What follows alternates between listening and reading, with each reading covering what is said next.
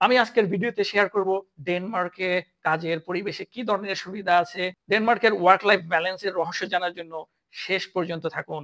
আমার ১৭ বছর প্রবাসী জীবনের অভিজ্ঞতা কাজের ক্ষেত্রে, পড়াশোনার ক্ষেত্রে। আমি সেই অভিজ্ঞতাগুলো কন্টিনিউয়াসলি শেয়ার করব আমার চ্যানেলে। আপনারা যদি ইন্টারেস্টেড হন, হয়তো আপনাদের কিছুটা উপকার হলেও হতে পারে। সঙ্গে থাকুন, সাবস্ক্রাইব করুন এবং শেয়ার করুন। আমি আরো শেয়ার করব আমার চাকরি ইন্টারভিউর অভিজ্ঞতা। সেটা আমি ক্যান্ডিডেট হিসেবেও বিভিন্ন জায়গায় অ্যাটেন্ড করেছি। কি ধরনের ইন্টারভিউ ফেস করেছি সেটা আমি শেয়ার করব। আবার এখন আমি সিনিয়র সফটওয়্যার ইঞ্জিনিয়ার হিসেবে বিভিন্ন ভাইবা বোর্ডে থাকি, ইন্টারভিউ নেই সফটওয়্যার ইঞ্জিনিয়ারিং পজিশনে। আমি সেগুলোও শেয়ার করব। আমরা কি ধরনের প্রশ্ন করি, কি ধরনের প্রার্থী খুঁজি, কি ধরনের সিভি দেখি, কি ধরনের সিভি আমরা চুজ করি। আসসালামু আলাইকুম। আজকের ভিডিওতে সবাইকে স্বাগতম। আমি আজকের ভিডিওতে কথা বলবো ডেনমার্কের কাজের পরিবেশ নিয়ে। আমি প্রায় ২ বছর বাংলাদেশে জব করে এসেছি ডেনমার্কে মুভ করার আগে। অ্যারাউন্ড 2006 টু 2008 আমি একটা সফটওয়্যার হাউসে জব করতাম প্রোগ্রামার হিসেবে। সেখানে সবচেয়ে মজার ব্যাপার ছিল আমার ম্যানেজার যতক্ষণ না পর্যন্ত অফিস ছেড়ে যেত ততক্ষণ আমরা যেতে পারতাম না। যদিও আমাদের কাজের সময় শেষ হতো। হয়তো সকাল ৮টা বা সাড়ে ৮টায় কাজ শুরু করতাম। বিকাল ৪টা-৫টা পর্যন্ত থাকার পরেও দেখতাম আমার ম্যানেজার তার ডেস্কে বসে আছে এবং আমরা আমাদেরও বসে থাকতে হতো। সে যতক্ষণ পর্যন্ত অফিসে থাকতো আমরা অফিস ছাড়তে পারতাম না। সো আপনি যদি দিনে ১২ ঘন্টা কাজ না করেন তাহলে আপনি হবেন অলস। পক্ষান্তরে আমি যখন ডেনমার্কে প্রথম আমার ক্যারিয়ার শুরু করলাম, আই ওয়াজ সারপ্রাইজড। সবার মধ্যে একটা জিনিস কমন, তারা কখনো মাইক্রো ম্যানেজমেন্ট করে না। আপনি যদি লম্বা সময় কাজ করেন তার মানে আপনার কোথাও সমস্যা আছে। হয়তো আপনার সাপোর্ট দরকার। ম্যানেজার হয়তো যদি নোটিস করে আপনাকে বলবে তোমার কি কোনো সাহায্য লাগবে বা তুমি কোথাও স্টাক হয়ে আছো নাকি বা কোনো ইমপ্রুভমেন্টের দরকার নাকি। এটা নিয়ে তারা কনস্ট্রাকটিভ কাজ করে বা ফিডব্যাক দেয়। আমি আমার ১.৫-২ বছরের জব ক্যারিয়ার বাংলাদেশে কখনো ওয়ান টু ওয়ান মিটিং পাইনি আমার যতটুকু মনে পড়ে।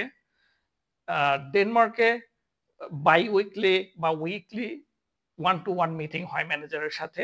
সেই মিটিং এ ম্যানেজার মূলত পার্সোনাল ডেভেলপমেন্ট প্ল্যান নিয়ে কথা বলে ও কনস্ট্রাকটিভ ফিডব্যাক, কোনো উইকনেস থাকলে সেটাকে কিভাবে ইমপ্রুভ করা যায়। হতে পারে সেটা কোনো কোর্সের মাধ্যমে বা যেকোনো একটা সাপোর্টের মাধ্যমেও হতে পারে। সো আমি বাংলাদেশ এবং ডেনমার্ক উভয় জগতেই জব করেছি।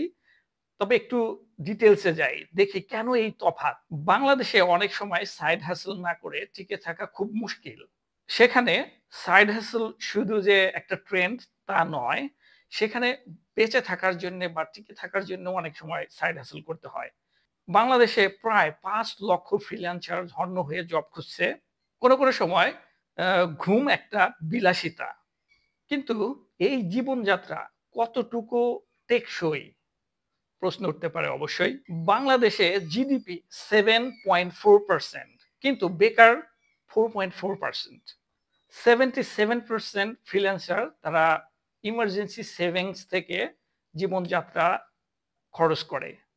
আবার তাদের 45% ফ্রিল্যান্সারের সেভিংস $500-এরও নিচে। আমি এই তথ্যগুলো শেয়ার করলাম বিভিন্ন সোর্স থেকে। আপনারা চাইলে ভেরিফাই করে দেখতে পারেন। হয়তো একটু এদিক সেদিক হতে পারে। এখন আসি আমরা ডেনমার্কে। ডেনমার্কে যদি কেউ নতুন মা বা বাবা হয় তাহলে ৬ মাস পেইড ছুটি পায়। এমনও ঘটনা আছে বাংলাদেশে একজনের বাচ্চা হওয়ার ৩ দিন পরে অফিসে যেতে হয়েছে এবং তাকে ডাক্তারের সার্টিফিকেট দেখাতে বলা হয়েছিল।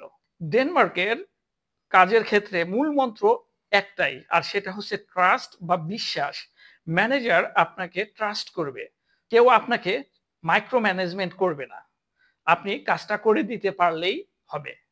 কেউ আপনাকে ঘাড়ের উপর উকি দিবে না, নজরদারি করবে না যে আপনি কি করছেন। কেউ আপনার চোখে চোখ রেখেও কথা বলবে না। আপনার উপর বিশ্বাস আছে আপনি কাজটি শেষ করবেন এবং তারপর আপনার জীবন উপভোগ করবেন। আপনার যদি কোনো অ্যাপয়েন্টমেন্ট থাকে আপনি অফিসে জাস্ট ইনফর্ম করে অ্যাটেন্ড করবেন, কোনো সমস্যা নাই। নাম্বার ২, আপনার বাচ্চাকে যদি স্কুল থেকে আনতে হয়, ইমার্জেন্সি কোনো সিচুয়েশন হয়, আপনি যেকোনো সময় যেতে পারেন। আমেরিকা থেকে আমার এক কলিগ এসেছিল, আমার মনে পড়ে। সে যখন জানতে পারল ডেনমার্কে আমরা 5 উইকস ইয়ারলি ভ্যাকেশন কাটাই, তবু আবার পেইড, সে অনেকটা সারপ্রাইজড হয়ে গিয়েছিল। প্লাস সরকারি যে ছুটি আছে সেগুলো পাবেন।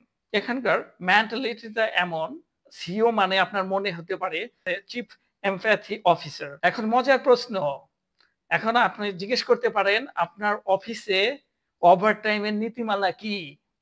আমরা ওভারটাইম করি না এখানে। বাংলাদেশে আপনি ব্যস্ত মানে আপনি গুরুত্বপূর্ণ, আর ডেনমার্কে আপনি সুখী মানে আপনি প্রোডাক্টিভ। কি ঠিক বললাম? চলুন ডেটা দেখি। এখন আমরা 3টা ম্যাট্রিক্সে কম্পেয়ার করে দেখব বাংলাদেশ এবং ডেনমার্কের সাথে। প্রথম ম্যাট্রিক্সটা আমরা যদি দেখি, ওয়ার্কিং আওয়ার, আপনি সপ্তাহে কত ঘন্টা কাজ করেন। বাংলাদেশে আপনি প্রায় 48 ঘন্টার উপরে সপ্তাহে কাজ করেন, রাইট? পক্ষান্তরে ডেনমার্কে আমরা কাজ করি 37 ঘন্টা। দ্বিতীয়ত, আপনার ম্যানেজার আপনাকে কিভাবে ফিডব্যাক দেয়? বাংলাদেশে অনেক ঘুরিয়ে পেঁচিয়ে ডিপ্লোম্যাটিক, অনেক প্রবলেম। ডেনমার্কে ফিডব্যাক পাবেন সরাসরি, আপনি 1 to 1 এর মাধ্যমেও হতে পারে এবং প্রয়োজন হলে ইনস্ট্যান্ট একটা মিটিং এর মাধ্যমেও হতে পারে।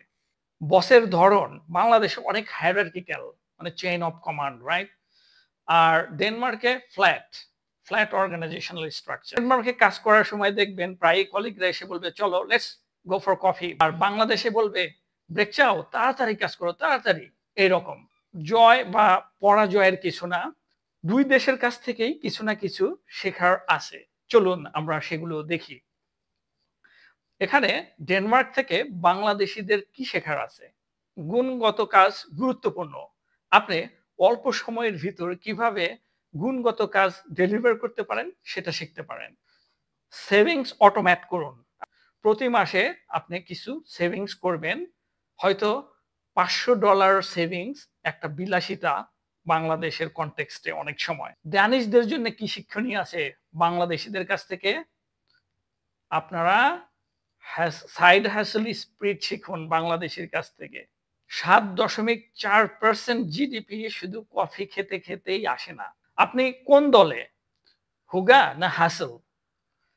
একটু বলে রাখি, ডেনমার্কে হুগা মানে রিল্যাক্স করা, বাংলাদেশে হাসল মানে সাইড হাসল, কিছু বাড়তি ইনকাম, এই ধরনের একটা ব্যাপার।